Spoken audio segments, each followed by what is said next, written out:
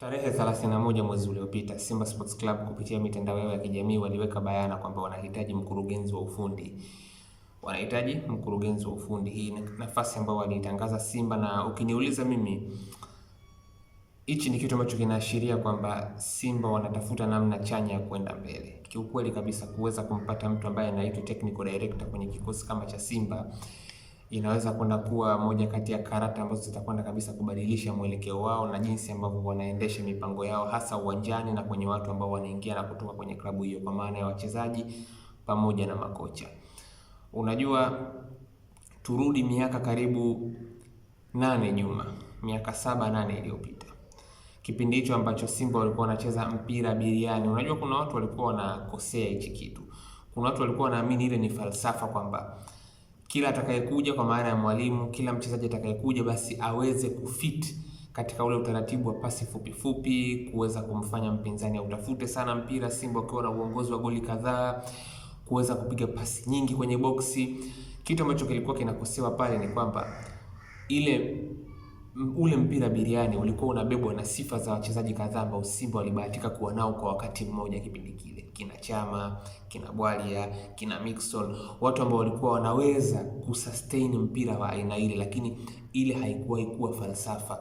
Ile ni aina ya mpira ambayo Simba walibahatika kuwa nayo kwa sababu ya kuwa na kundi la wachezaji fulani ambao walibahatika kuwa nao kwa wakati mmoja. Yaani katika kuleta wachezaji, Simba kipindi kile walibahatika kuleta wachezaji ambao profile zao zilikuwa zinaruhusu mpira wa aina ile kuchezwa, lakini haukuwa utambulisho rasmi kutoka kwa viongozi au kutoka kwenye klabu yenyewe kwamba huu ndo mpira ambao tunacheza. Sema kwa sababu kulikuwa kuna wachezaji ambao wanaweza kucheza mpira wa aina ile, ndio ukaona Patrick Ausems akafaidika na mpira ule, Steven Van de Broek akawa anaishi katika system ile, Didier Gomez Dar es Salaam akawa anaishi mule. Yaani makocha wakawa wanabadilika, lakini mpira ukawa unaonekana unaendelea kubaki vile. Ni kwa sababu kulikuwa kuna wachezaji ambao wanaweza kubeba sifa za kucheza ule mpira.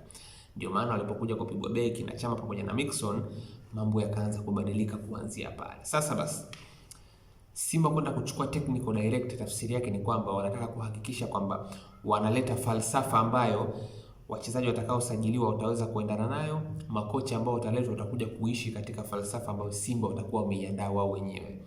Hii itasaidia kwanza kupunguza hii kufukuza makocha, kwa sababu mwisho wa siku unamwajiri kocha ambaye unajua kabisa anaendana na falsafa ambayo sisi Simba tumeiandaa.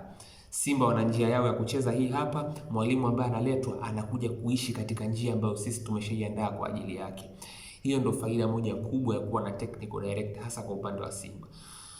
Young Africans wana technical director, nilishawahi kuweka bayana mchango wake, namna ambavyo umekuwa mkubwa kwenye kikosi chao, kwenye namna ambavyo aliweza kusaidia kwa kiasi kikubwa sana upatikanaji wa mwalimu Pedro Goncalves kulingana na sifa ambazo zilikuwa zinatakiwa.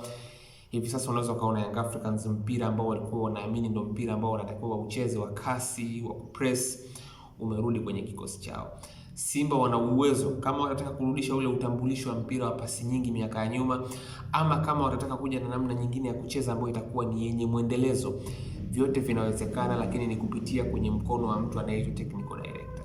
Huyu mkurugenzi wa ufundi akapewa na mamlaka, maana isiwe tena mambo ya kutiana pressure, kwa sababu ile ni jambo ambalo pia litahitaji muda, lakini apewe na mamlaka, apewe nafasi yake kikamilifu, aweze kuishape namna ya Simba kucheza kuanzia wakati ambao watakuwa wameajiriwa.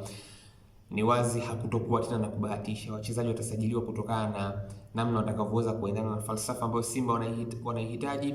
Makocha watakuwa wanakuja kufundisha kulingana na falsafa ambayo Simba watakuwa wameiandaa. Fukuza ya makocha ya Simba inakuja kwa sababu kila mwalimu anakuja na namna yake ya kucheza, kila mwalimu anakuja na falsafa yake. Akiondoka anakuja mwalimu mwingine mwenye falsafa tofauti, mambo badala ya kuimarika yanazidi kuwa mabaya, kwa sababu ndani ya kipindi kifupi wachezaji wanapokea message kutoka kwa walimu wengi tofauti. Lakini kitendo cha kuwa na mkurugenzi wa ufundi, tafsiri yake ni kwamba unakuwa na mtu ambaye ameshaichonga njia. Walimu wote ambao watakuja, kwanza hii kuondoa makocha maana itapungua, kwa sababu unamwajiri mwalimu ambaye anaendana na kile ambacho unakitaka. Wewe una namna yako tayari umeiandaa. Mwalimu unayemleta anajua kabisa kwamba mimi natakiwa niendana na kile ambacho Simba wanakitaka kwa wakati huu. Kwa hiyo ukiniuliza mimi, nafikiri hili swala la kuja kupata technical director linaweza likawa na mwafaka mzuri. Tangu hapo Simba walishawahi kuonyesha miaka karibu 7-8 nyuma kwamba wanaweza kucheza katika utaratibu. yani kwamba wanaweza kuamini katika utaratibu. Inawezekana haukuandaliwa ule utaratibu wa kucheza mpira biriani, kwa sababu ni wachezaji tu walipatikana kwa wakati ule ambao walikuwa wanaweza kufanya vile, lakini kupitia pale na kupitia uwepo wa technical director inaweza kabisa kuwa ni sababu ya kuwafanya Simba wakaanza sasa kufanya hivi vitu vikawa rasmi, kwamba namna ya uchezaji wa Simba kuanzia sasa ni hii. Wachezaji ambao watasajiliwa wawe na majina, wawe ni wachezaji wadogo, makocha watakaoletwa wote wataishi kwenye utaratibu ambao sisi tunaamini tunataka tuone timu yetu inacheza, ambao ni 1-2.